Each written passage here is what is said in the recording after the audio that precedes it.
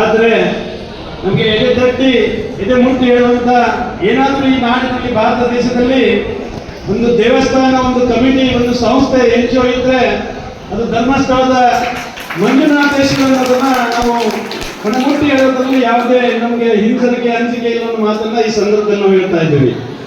ಯಾಕಂತಂದ್ರೆ ಈ ದೇಶದಲ್ಲಿ ಹಲವಾರು ದೇವಸ್ಥಾನಗಳು ಸಾಕಷ್ಟಿದೆ, ಐಶ್ವರ್ಯ ಕೂಡ ಸಾಕಷ್ಟಿದೆ.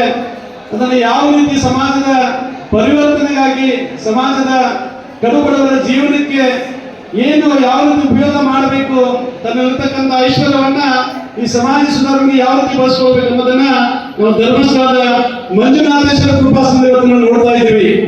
ಇವೆಲ್ಲ ಪ್ರತಿಸಲ ಹೇಳಿದಾಗೆ ಹಲವಾರು ವರ್ಷಗಳ ಹಿಂದೆ ಯಾವ ಊರಲ್ಲಿ ಹೋದ್ರು ಕೂಡ 5 ಬಡ್ಡಿ 10 ಬಡ್ಡಿ ಕೊಟ್ಟು ಕಡುಬಡವರು, ಕೂಲಿ ಕಾರ್ಮಿಕರು ತಮ್ಮ ದುಡ್ಡಿಲ್ಲ ಅವರಿಗೆ ಕೊಟ್ಟು ಜೀತದಾಗಿ ಜೀವನ ನಡೆಸುವಂತ ಒಂದು ಪಾಠವನ್ನು ನಾವು ಜೀವನ ಶೈಲಿಯನ್ನು ನೋಡಿದ್ವಿ.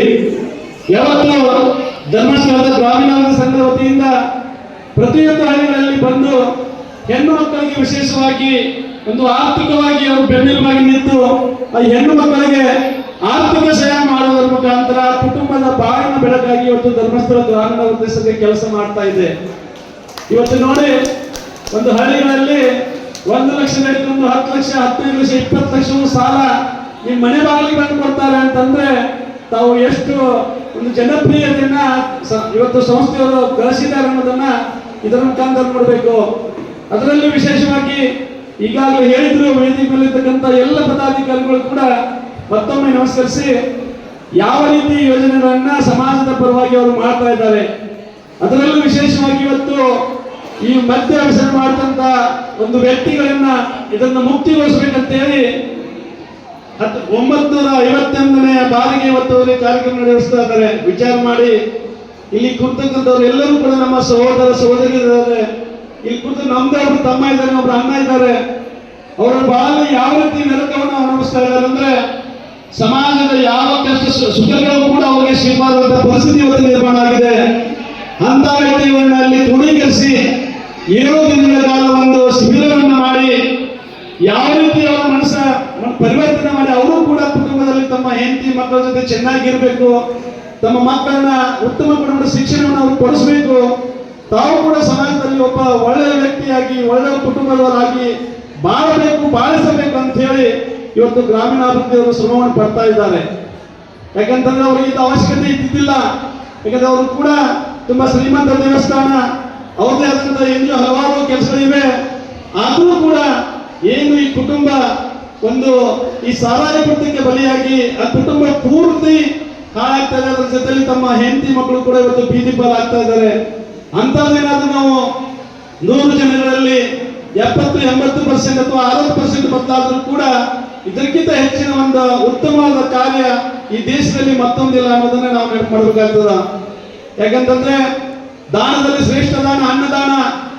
ಯಾರಿಗೆ ಹೊಟ್ಟಿಗೆ ಊಟ ಇರಲ್ಲ ಅವರಿಗೆ ಊಟ ಕೊಟ್ಟರೆ ಅದಕ್ಕಿಂತ ಶ್ರೇಷ್ಠ ದಾನ ಮತ್ತೊಂದಿಲ್ಲ. ಆದ್ರೆ ಅದೇ ರೀತಿ ಇವತ್ತು ಸಾರಾಯಿ ಕುಡಿತಕ್ಕೆ ಸಿಲುಕಿ ತಮ್ಮ ಜೀವನವನ್ನೇ ಹಾಳು ಮಾಡಿಕೊಂಡು ತಮ್ಮ ಕುಟುಂಬವನ್ನೇ ಬೀದಿಗೆ ತರುವಂತ ಪರಿಸ್ಥಿತಿಯಲ್ಲಿ ಅಂತ ಕುಟುಂಬಗಳನ್ನ ಎತ್ತಿ ಹಿಡಿದು ಅವ್ರಿಗೂ ಕೂಡ ಸಮಾಜದಲ್ಲಿ ಒಂದು ಒಳ್ಳೆಯ ಸ್ಥಾನಮಾನ ಸಿಗಬೇಕು, ಅವ್ರ ಮಕ್ಕಳು ಕೂಡ ಇಂಜಿನಿಯರ್, ಡಾಕ್ಟರ್ ಆಗಬೇಕು, ನಾವು ಕೂಡ ಸಮಾಜದಲ್ಲಿ ಸಕಲ ಸೌಕರ್ಯ ಪಡಿಬೇಕು ಅನ್ನೋ ಉದ್ದೇಶದಲ್ಲಿ ಅವರಿಗೆ ಬೆನ್ನೆಲುಬಾಗಿ ಇವತ್ತು ಕೆಲಸ ಮಾಡ್ತಾ ಇದ್ದಾರೆ. ಈ ಭಾಗದಲ್ಲಿ ಗ್ರಾಮ ಪಂಚಾಯತಿ ಇರ್ಬೋದು, PKP ಸೊಸೈಟಿ ಇರ್ಬೋದು, ನಮ್ಮ ಪರಮ ಪೂಜ್ಯ ಮಠದ ಸ್ವಾಮಿಗಳು ಇರ್ಬೋದು, ನಮ್ಮ ಕಾರ್ತಿ ಪೊಲೀಸ್ ಠಾಣೆ ಇಲಾಖೆ ಸಿಬ್ಬಂದಿಗೆ ಇರ್ಬೋದು, ಪ್ರಾಥಮಿಕ ಆರೋಗ್ಯ ಕೇಂದ್ರ ಸಿಬ್ಬಂದಿಗೆ ಇರ್ಬೋದು, ಎಲ್ಲರೂ ಕೂಡ ಅವರದೇ ಆದಂತಹ ಒಂದು ಸಹಾಯ ಹಸ್ತವನ್ನ ಮಾಡಿ ಈ ಶಿಬಿರವನ್ನು ಯಶಸ್ವಿಗೊಳಿಸಬೇಕು. ಯಾಕಂದ್ರೆ ಇಂತಹ ಶಿಬಿರವನ್ನು ಮಾಡುವ ಒಂದು ಪುಣ್ಯ ಬೇರೆ ಯಾವ ಕೆಲಸದಲ್ಲೂ ಕೂಡ ಯಾರಿಗೂ ಸಿಗಕ್ಕಿಲ್ಲ. ಅದಕ್ಕಾಗಿ ಇಂಥ ಒಂದು ಮಹಾನ್ ಕಾರ್ಯವನ್ನ ನಮ್ಮ ಧರ್ಮಸ್ಥಳದ ಗ್ರಾಮೀಣ ಸಂಘದ ವತಿಯಿಂದ ಮಾಡ್ತಾ ಇದ್ದಾರೆ. ಅವರಿಗೆ ನಮ್ಮ ಸಂಪೂರ್ಣ ಬೆಂಬಲ ಇದೆ. ಅವ್ರು ಏನ್ ನಮ್ಮ ಜವಾಬ್ದಾರಿ ಕೊಡ್ತಾರೆ ನಾವು ಕೂಡ ನಿರ್ವಹಿಸ್ತೀವಿ. ಇದೇ ರೀತಿ ನಿಮ್ಮ ಕಾರ್ಯಕ್ರಮ ಮುಂದಿನ ದಿನದಲ್ಲಿ ಯಶಸ್ವಿ ಆಗಬೇಕು.